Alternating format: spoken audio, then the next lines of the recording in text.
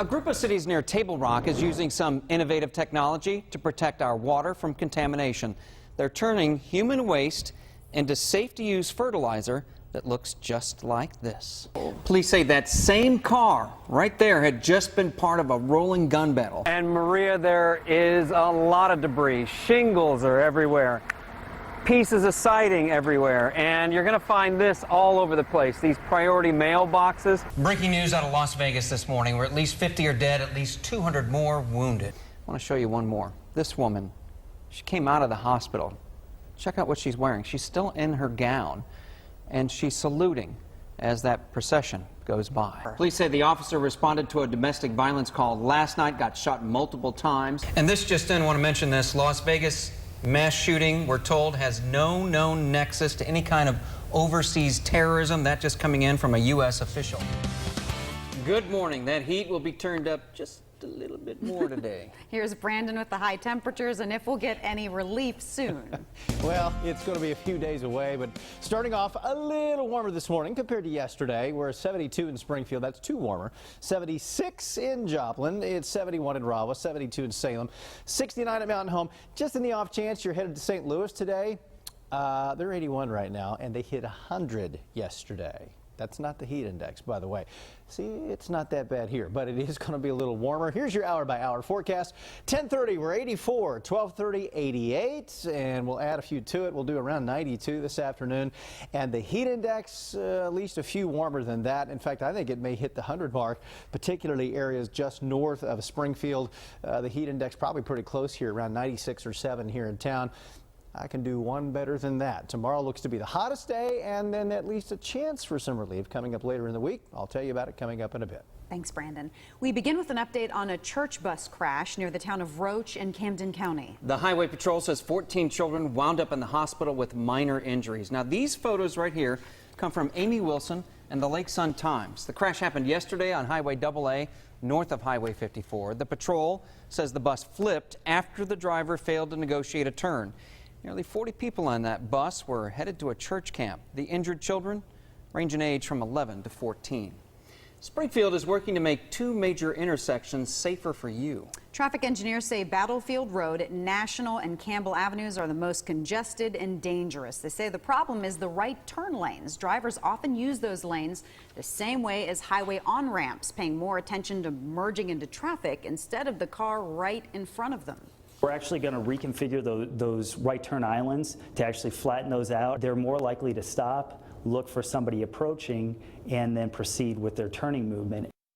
Once approved, the work will start this fall. The cost, $250,000. Springfield City Council could vote in 2 weeks on a plan to monitor prescription drugs. It's an issue, well, it's divided many council members and pharmacies. The database would keep track of anyone pill shopping to feed their drug addiction.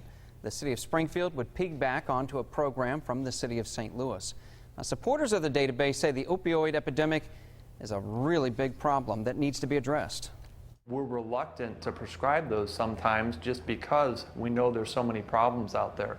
So if we have a database that shows that, yes, this person's getting their medication once a month like they're supposed to, you know, it gives us a little more comfort that we're doing the right thing and not doing something that may be harmful for that person. During the meeting, Councilmember Christy Fulnecki expressed reservations about patient privacy. Council could soon decide if the Life 360 Church will move into the old Palace Theater. Neighbors in Chesterfield Village spoke at last night's meeting. They argued a church will not draw as many people into the district to shop or generate tax revenue like an entertainment center would. The church says the theater will give it more room to grow. Christian County voters will decide in August if they want to pay more in taxes for better library services. Kate Alt live in Ozark with how that extra revenue will be used. Kate. The voters here in Christian County will be asked in about a month to renew the county's 20-cent tax levy. That was the tax rate back in 1971 when the library was built, but in 1980, legislation called the Hancock Agreement scaled that back to 8 cents. That's where the tax rate stands today, and it's one of the lowest rates in the state. If this measure is approved, the money would be used to improve the 46-year-old library here in Ozark. They'll add more space and new features, plus branches will be built in Nixa, Sparta, and Clever. The assistant director says that adding more libraries is a net positive for the community. They draw businesses to the community, they draw residents to the community, and they provide an economic benefit to the community. Where you put a library, you're going to see folks using those businesses around the library. You're going to see folks saving money. You're going to see jobs created with this plan, jobs right here in this county. So there are benefits regardless of whether or not you're a library user. There will be a series of public meetings to answer any questions about the ballot. The first one will be July 25th at 6 p.m. at New Hope Baptist Church in Sparta. Residents here in Christian County will vote on this measure on August 8th. Live in Ozark, Kate Alt, KY3 News. Thank you, Kate. The FBI warns that Arkansas is seeing more internet crime. Residents filed 1,900 reports last year. They included everything from non-payment scams to cyber attacks on state agencies. The FBI says the state's attacks are a small percentage of the nearly 300,000 cyber attacks nationwide in 2016, but the agency warns the attacks are getting more sophisticated. Missouri Senator Claire McCaskill has more than $5 million for her 2018 re-election campaign. She raised $3 million in the last 3 months. Her seat is expected to be one of the most hotly contested next year. So far, there's no front-runner Republican candidate to face McCaskill. Taking a hunter education course has just become a lot more convenient. The Missouri Department of Conservation is now offering an online course so people can take the class anytime, anywhere, at their own pace. There is no charge to study, review, take chapter tests, or even to practice. You pay $15 to the online host when you pass the final exam. MDC does not receive any revenue from this test company. All indications are that there's actually as much or more retention from someone going online and completing a relatively difficult test and online study course than what we have with the people coming into a traditional class. Now, hunters 15 and younger are still required to complete a course which includes an in-person hunter education skills session. If you've been in the Kansas City area recently, you may have noticed something on the road signs, several typos. Here's one of them on Interstate 29 at the 64th Street exit. You can see the T and H. Oops, reversed. MoDOT is looking into who's responsible for the error and why it took 2 weeks for anyone to notice and report it. If you want a new iPhone, start saving now. The amount of cash you'll have to fork over to get the latest device. Time now is 6:37. Brandon's next with when the heat index could break the century mark, the hottest day this week, and our next chance for rain. A community's boil order has stretched into its 4th year now. I visited Moore Bend and Taney County to investigate how the community is coping and what, if anything, is being done to fix the problem. The views are stunning in Moore Bend. It's surrounded by the waters of Bull Shoals. But there's one big problem. The tap water. I don't drink it. There's bottled water, jugs of water everywhere. And if you want to wash dishes, you better add a disinfectant, or you could get sick. I put bleach in it. There is bleach in my water.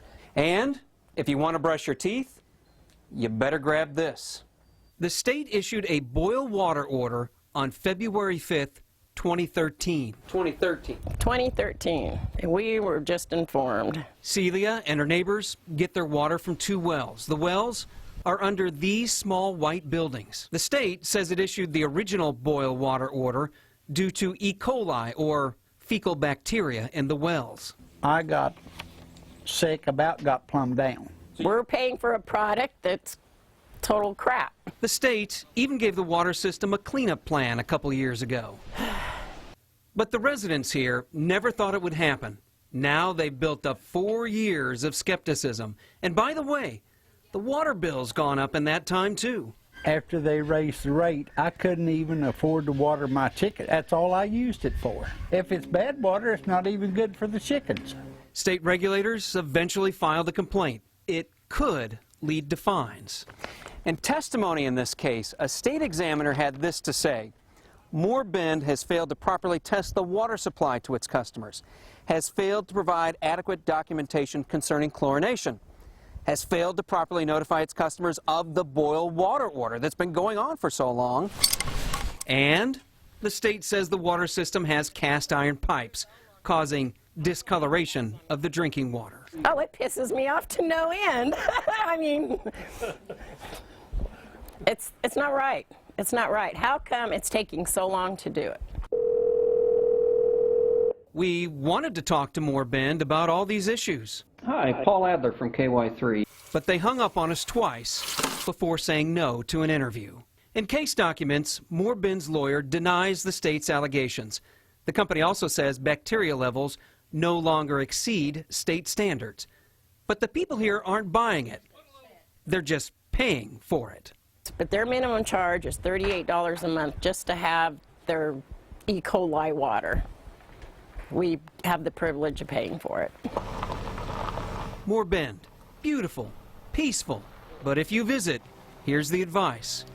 Don't drink the water. I mean, we've fallen through the cracks here, I think. You know, it's like nobody cares. There's not enough of us. We've asked the State Department of Natural Resources several questions about this case. Right now, we're waiting for their answers. Meantime, the latest filings in the complaint against Moore Bend indicate that there may be a possible end to this long saga. The state and the water company will meet for a hearing on April 27th. We'll update the story after that hearing. There's a brand new station on the dial in Springfield. It's so unique, people around the world are tuning in on the net. Tucked into a backyard with petunias, a couple bikes, and a ladder, a radio was playing the blues. This is part of a radio station, KWPQ-LP. It's almost hidden at 103.3. It's a little labor of love. It's a little dream come true. Gary Lawson is the engineer. Jay Rivenberg is the muscle. I digged the hole. I put the tower together. These two have a chemistry like B.B. King and King's guitar, Lucille. Jay keeps me honest on, I'll say, well, you know, I think we could take this and do this with it and angle it this way and tie it off like this. And Jay just turns around and walks off. And this is a steep climb down the basement. Don't expect glitz, gloss, and glamour. This is gritty. For now, the transmitter sits next to a sump pump. Pretty small. I mean, we're only pushing 100 watts ERP. Just a hop, skip, and a microwave jump away, Gary's former office. It serves as the nameless station studio. It changes from the pit to the cave to the bat cave, but generally it's just the studio. We're running a library of about 33,000 blues tunes. You won't hear commercials, no politics, and despite the mics, there's rarely, if ever, a live DJ. And anybody can record an ID. Just pick up your phone, start recording. You're listening to KWPQ-LP, home of your blues, Springfield, Missouri. If you're trying to tune in right now and can't find it, there's hope. A new tower is going up soon. This is actually the base section for the new tower that's going up. We're going to get another 4 meters of height out of it, and it will get the signal up and further out. While Gary gives to the station, he's waiting for a gift of a kidney donor. Probably the worst thing is fatigue. I'm not accustomed to getting tired. But don't expect him to sing the blues or even talk much about being sick. I plan on staying on the air. He just wants you to listen and feel the bass, the beat, the love. That's KWPQ right there. It took Gary 3 years to get the license for that low-power FM station. Since going on the air this spring, he spent about $7,000 of his own money to get it up and running and playing the blues.